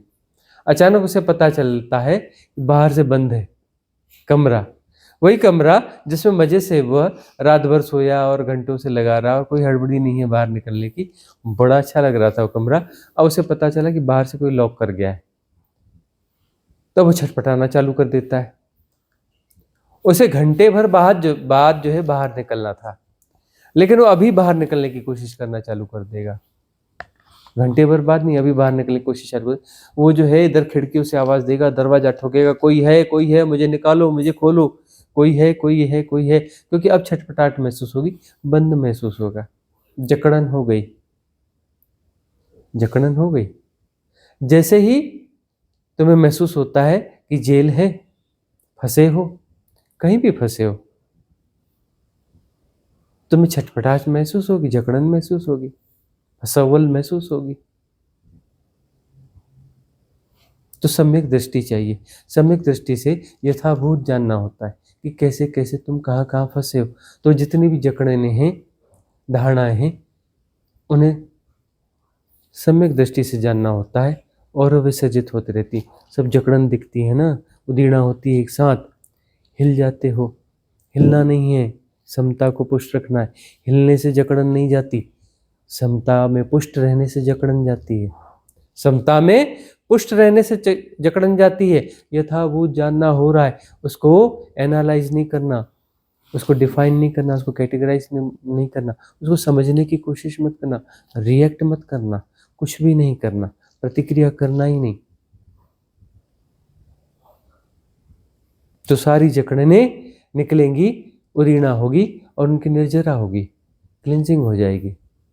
जकड़न के सारे कारण निकल जाएंगे, सारी धारणाएं निकल जाएंगे। धारणाओं से मुक्त होना जकड़न से मुक्त होना है। सौभाग्यशाली हैं जिन्हें जकड़न महसूस होती है, फसावट महसूस होती है, तभी तो जाल दिखेंगे ना। अभी तो जाल को तुम सहेजे बैठे हो कि ये तो हमारे मूल्यवान हीरे मोती जवाहरात हैं।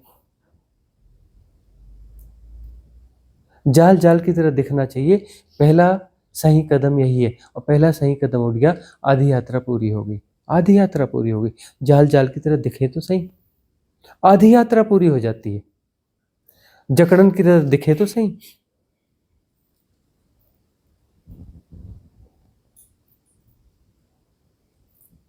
उसके बाद समता पुष्ट करते चलो, पुष्ट करते चलो।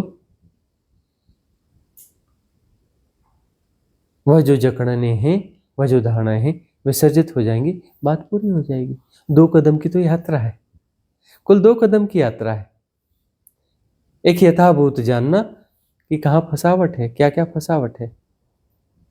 दूसरा तटस्थता बनाए रखना, उस फसावट से बाहर निकलने की कोशिश नहीं करनी, तटस्थता बनाए रखनी, समता बनाए रखनी, वो जकड़न अपने आप चली जाएगी। 2 कदम की यात्रा है, करना कुछ नहीं है, सब हो रहा है, जानना उसमें समाहित है। कुल 2 कदम की यात्रा है। यदि सदमार्ग पर हो तो 2 कदम की यात्रा है। इन्फ्लुएंस में हो तो हजारों कदम चलोगे, पता नहीं कहाँ कहाँ चलोगे, उलट पुलट चलते रहोगे। सदमार्ग पर नहीं हो, गलत मार्ग पर तुम 1000 कदम भी चलो तो तुम 1000 कदम और भटक गए, तुम 1000 कदम और भटक गए। यदि गलत मार्ग पर हो तो, सदमार्ग पर हो तो 2 कदम की ही यात्रा होती है। चलो नालंदा का प्रश्न है, आखिरी लेते हैं, इसके बाद सभा का समापन करेंगे। हाँ, नमस्कार भगवान, कुछ दिनों से बहुत शांत सा फील हो रहा है, तो क्या ये अभी नया ट्रांजिट पीरियड आने वाला तूफान है? के पहले की शांति है। तूफान के पहले की शांति है, तूफान से घबराना नहीं, तूफान से घबराना नहीं, क्योंकि अब कोई सैनिक है, पहली बार जा रहा है युद्ध में, तो बहुत घबराता है, भले छोटा युद्ध हो, बहुत घबराता है। युद्ध करके आ जाता है और अगली बार फिर से युद्ध में जाना होता है, तो उसकी घबराहट कम हो जाती है। और बार बार युद्ध में जाता है, तो ऐसी स्थिति में कितना भी बड़ा युद्ध हो, बड़ी सहजता से जाता है, जैसे प्ले करने जा रहा हो, घबराना नहीं। पर इस टाइम उदीरना जो हो रही है वो थोड़ी अलग किस्म की हो रही है, अलग हाँ। अलग जन्मों के आ रहे हैं सामने, हाँ, जो भी तो पिछले उसमें स्टेबल रहना बहुत कठिन जा रहा है। पिछले जन्मों के जो भी अनुभव हैं, ट्रामाज हैं, ग्रेट इम्प्रेशंस हैं, उभर कर आएंगे ना। देखो, क्लिनजिंग तो सबकी होनी है ना, तो जो जो उभर के आएगा उसकी क्लिनजिंग होगी, और सबको उभर के आना चाहिए। हम कह रहे हैं कि कुछ आए और कुछ ना आए, तो वो भीतर रह जाएगा तो कॉज हो गया ना, कॉज भीतर रह गया तो फिर कारण होगा, श्रृंखला तो बनी रहेगी, फिर तो मुक्ति संभव ना होगी ना, मुक्ति के लिए पूरी कीमत चुकानी होगी ना। तो जो कुछ है सब निकल के आना चाहिए। अब वो सांप हो, बिच्छू हो, हाँ, या कोई जहरीला कीड़ा हो, जो भी हो, सब निकल के आएगा। यह नहीं कहना कि यह नहीं निकलना चाहिए, यह नहीं निकलना चाहिए, तो अंदर ही रह जाएगा ना। निकलने दो, जो कुछ है सब निकलने दो। अभी भी कुछ ऐसा है कि कुछ चीजें यहाँ गले तक आ रही है, फंस रही है, पर वो निकल नहीं रही है। उतना प्रेशर अंदर से बिल्ट नहीं हो रहा है कि वो वोमिट हो जाए या फिर पूरा ही चला जाए। धैर्य रखो, सब होगा, धैर्य रखो। निचले चक्रों से निकल आई हो तो ऊपर के चक्रों की फसावट भी निकल जाएगी। विशुद्धि में बात अटकी है, वहाँ की क्लेंजिंग भी हो जाएगी। धैर्य रखो, जो सिद्ध क्रियाएं हैं उनका प्रयोग जारी रखो, देशना को सुनना जारी रखो, तटस्थता बढ़ती जाएगी, बात बन जाएगी। समता को पुष्ट करना है, समता को पुष्ट करोगे तब उसकी उदीर्णा होगी, क्योंकि अपर चक्रा के ब्लॉकेज हैं। अपर चक्रा के ब्लॉकेज को खुलने के लिए, उस ट्रांजिट पीरियड के लिए समता का ज्यादा पुष्ट होना जरूरी है। समता और पुष्ट होगी, सिद्ध क्रियाओं की ज्यादा जरूरत है अभी। तो समता ज्यादा पुष्ट होगी तो अपर चक्रा के ट्रांजिट, अपर चक्रा के जो भी बैरियर्स हैं, वहां के जो भी विकार हैं, उनकी उदीर्णा होगी।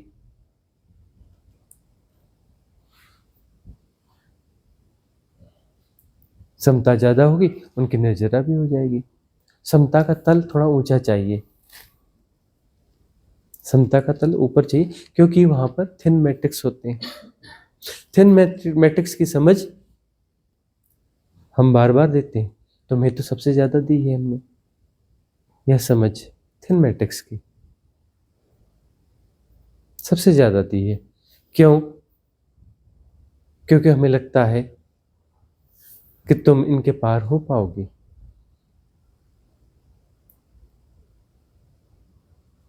समता को पुष्ट करो, थिन मैट्रिक्स आने वाले। तटस्थ रहना, कुटस्थ रहना। तटस्थ रहोगे तो कुटस्थता घटेगी, उनके पार हो जाओगी। यहीं पर उलझ जाते हैं। अपर चक्रास की जब उदीर्णा होती, वहां उलझना ज्यादा होता है, वहां उलझना ज्यादा होता है। थिन मैट्रिक्स रहते हैं ना, हमें लगता है अब तो हम समझ रहे हैं, हमारी बहुत ज्यादा समझ है साधना की, धर्म की, या वह है ना। यहाँ पर गुरु पे ज्यादा संदेह आएगा, है ना। जब वो थिन मैट्रिक्स आएंगे ना, अपने आप पे ज्यादा भरोसा आएगा। अपने आप पे भरोसा यानी अपने आप को बचा लोगे भाई। अपने आप को भरोसा ज्यादा, अपने आप पे ज्यादा भरोसा किया तो अपने आप को बचा लोगे ना। अपने आप पे भरोसा खत्म हो जाए तो सदगुरु की शरण होती है, उस शरण में जो है प्रज्ञा का विकास होता है और कृपा बरसती है। तुम अपने द्वारा जस्टिफाइड हो, कृपा नहीं बरसती। तुम अपने आप को मजबूत मान रहे, तुम अपने आप पे भरोसा कर रहे, तुम अपने आप पे भरोसा कर रहे तो कृपा क्यों आएगी? ये तुम ठीक है, कैपेबल हो, कृपा की तुम्हें जरूरत ही नहीं है नहीं। अब यदि वहाँ पर तुम सरेंडर मोड में हो तो कृपा बरसती, तब कृपा बरसती है और बात बनने लगती है। थिन मैट्रिक्स से बाहर निकलना है, बगैर कृपा के नहीं निकल पाओगे। थिन मैट्रिक्स से, डीप मैट्रिक्स से बाहर निकलना है, बगैर सदगुरु की कृपा के नहीं निकल सकते। जो स्थूल मोटे मोटे मैट्रिक्स होते हैं उनसे तो जैसे तैसे करके पार हुआ जा सकता है, हो ही जाते हैं। थिन मैट्रिक्स से पार होने के लिए सदगुरु की कृपा जरूरी है। और वहां पर तुम्हारा मन चाल खेलेगा, चल ही रहा है। हाँ, तुम्हें अपने पे भरोसा आएगा, अपने पे भरोसा आएगा, तुम सदगुरु से दूर होने लगोगे, कृपा नहीं बरसेगी। खुद पे भरोसा टूटेगा तभी कृपा बरसेगी और बात बनेगी। तो आज की सभा का विसर्जन करेंगे, मंगल कामना करेंगे। भवतु सब मंगलम, भवतु सब मंगलम, भवतु सब मंगलम। सबका मंगल हो, सबका कल्याण हो, सबका मंगल हो, सबका कल्याण हो, सबका मंगल हो, सबका कल्याण हो।